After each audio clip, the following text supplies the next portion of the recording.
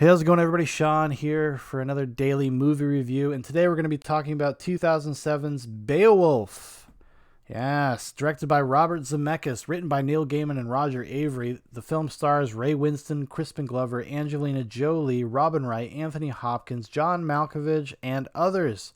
The plot synopsis is the warrior Beowulf must fight and defeat the monster Grendel, who is terrorizing Denmark, and later Grendel's mother, who begins killing out of revenge.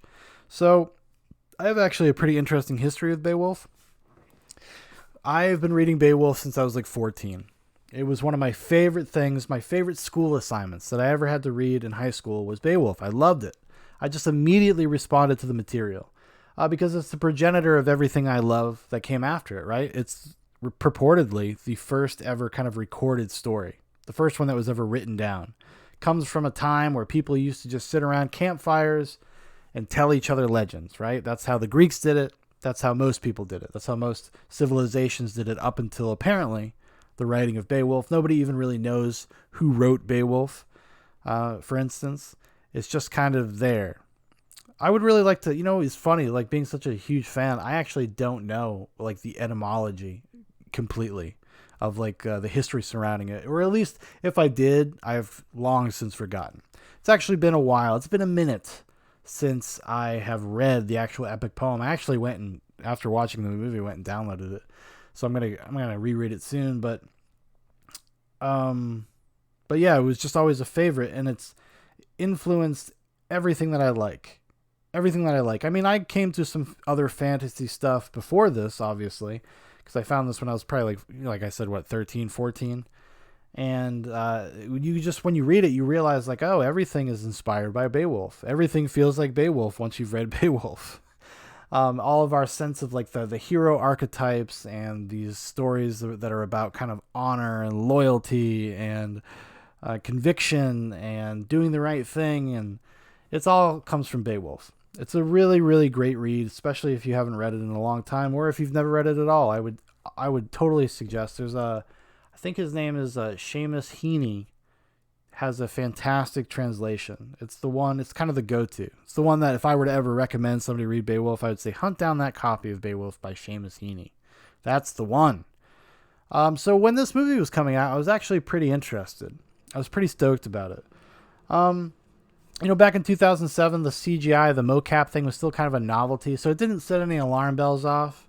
I will say this right up front. That is the worst part of this movie, is that the mocap CGI stuff has not aged very well. It looks like an old PS3 game.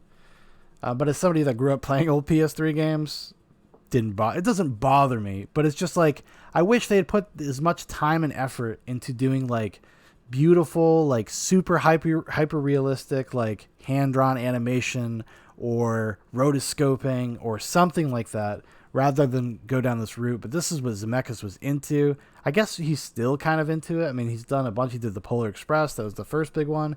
I think this was the follow-up to that. Then he did, A Christmas Carol. I'm sure he's done something. I think he was involved in the Tintin movies with Steven Spielberg and Peter Jackson. So that was kind of his bag. It is his thing. I don't really know why, but it is. It's got that uncanny valley effect where everybody looks almost alive. They just look like dolls. Their eyes are kind of dead. And it's a shame, too, because it's got such a great cast. I mean, Ray Winston, man. Let me tell you what, dude. This guy is a great fucking Beowulf. He's a great Beowulf. Crispin Glover. Amazing Grendel. I wish I could have, actually appreciated their performances more. I suppose you could make the argument that Grendel actually comes out the best because he's, the most alien, He's a humanoid, but he's also a monster. He's a creature. So his animation seems more realistic in a weird way, right? It's interesting. When this was first conceived, it was conceived by Neil Gaiman and Roger Avery. Roger Avery is a writer-director. He'd done a few things, but they wanted to do kind of this low-key, kind of low-budget, go out and use kind of landscapes as the budget, go out in the middle of nowhere somewhere, big mountains and stuff like that, to kind of give their movie production value. And they were gonna, but it was the same script though.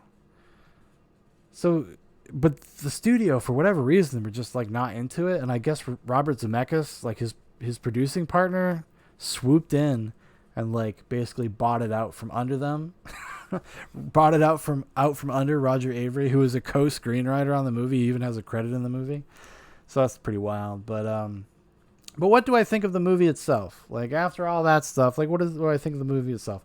I kind of love this movie. It's not a perfect movie, but I do think it's a very thoughtful adaptation of the material.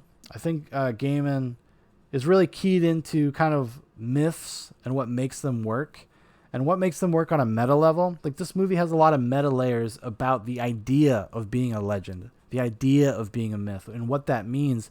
And it's kind of subversive because it's kind of trying to deconstruct heroes, which is obviously not something that's in the epic poem, right? The epic poem is very straightforward. It is what it is. You appreciate it for its place in the pantheon of storytelling and history. I mean, it's still good. It's still great, but you gotta put some kind of separation there. You gotta go into it with some sort of context for when it was written and whatnot. This does feel very modern. It feels like a very modern version of Beowulf, and it kind of mixes in Arthurian legend stuff as well. So it's kind of pulling from all of these kinds of myth, these medieval stories, and it does a lot of interesting stuff with it. It has a lot of interesting kind of observations about these types of stories. And so in that, it's kind of a big success. And I think the pacing is pretty good. I like the construction of the story because it made what is really an episodic kind of like monster hunt. Like, it's just episodes of Beowulf kind of fighting monsters. And then at the end, he fights kind of the ultimate monster, the ultimate medieval monster, the dragon.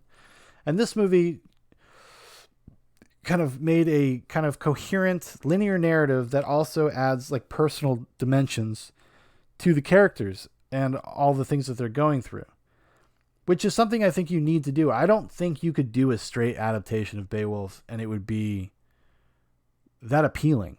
Even just through cultural osmosis, we kind of already know the story.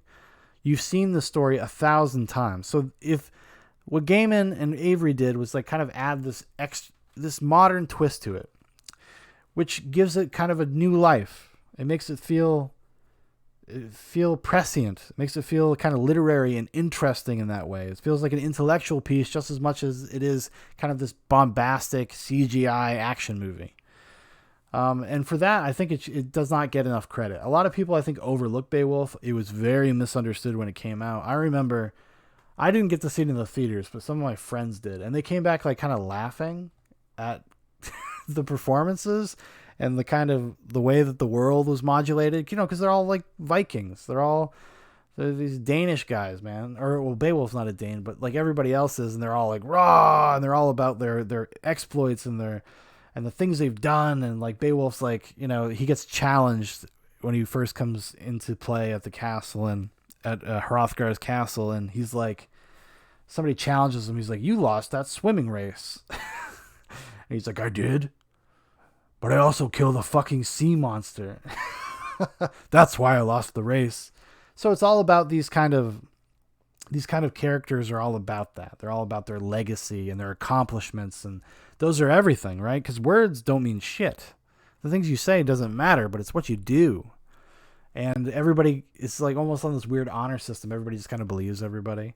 And Beowulf at this point, even I believe in the epic poem, Beowulf is something of a legend. He's something well known. And the movie plays into that trope because they have like moments where Beowulf is not really the legend. And he's kind of weak and he fails and he compromises himself and his virtue. And like I said, it kind of drags in some Arthurian legend stuff. So it has this element of it where they have that Hrothgar went to see Grendel's mother, whose name is escaping me at the moment. But he goes to see Grendel's mother.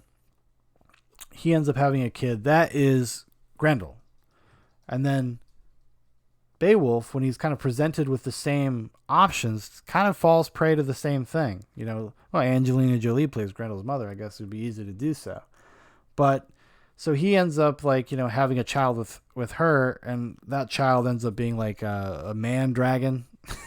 And he comes, and that's who Beowulf has to fight at the end. In the original epic poem, he just fights a dragon.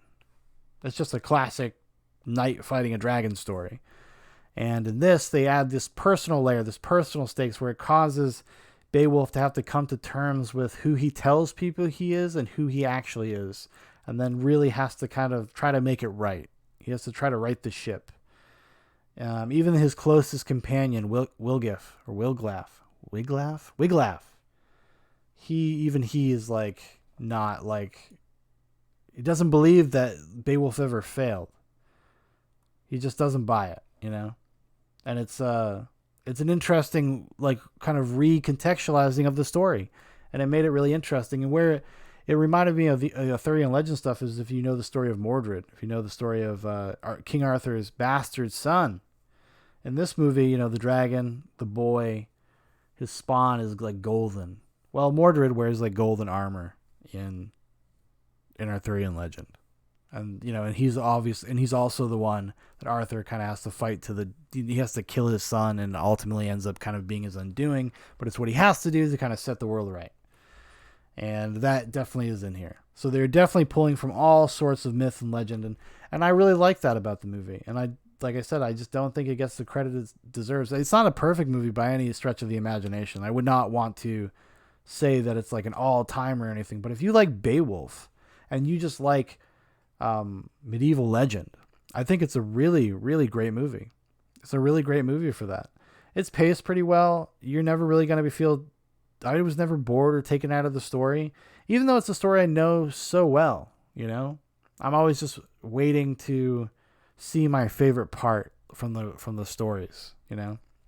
It's got some really great stuff, and I cannot say enough how great Ray Winston is as Beowulf. I mean, this guy, it's like he was born to play Beowulf, and I wish to God that a younger Ray Winston who is in better shape could have played Beowulf in a movie. That would have been awesome. You know, some other people have played Beowulf. There's a few other Beowulf movies, and I think over the next couple of days we might be talking about this. I kind of had a Beowulf day in my house. Another film festival. That means more videos about the same-ish things. Very, very impressive. But yeah, if you've never seen Beowulf, I would definitely say check it out. Make sure you check out the director's cut. It's only like I think it's like 2 minutes longer, but it adds, you know, some more gore.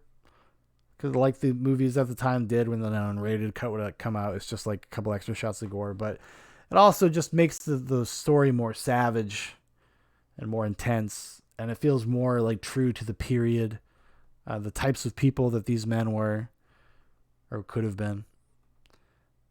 So yeah, I would definitely give it a go. Give it a go. It's not going to blow your mind, I don't think, unless you're really into this stuff. If you're a fan of like John Borman's like Excalibur, you know, stuff like that, give Beowulf a spin. Give Beowulf a spin, baby. If it's been a long time or you've never seen it, I'm telling you, it's at least worth a watch. It's at least worth checking out, and I will take that to my grave. I will stand for Beowulf, for the 2007 Beowulf. All right, everybody. Thanks for watching. Thanks for listening. If you'd like to know more about Zoobox, there's a bunch of links in the description for Facebook, for Instagram, for my personal Twitter. Also, if you'd like to make a recommendation for these daily videos, leave a comment, and I will put it on the list. All right, everybody. You have the greatest one.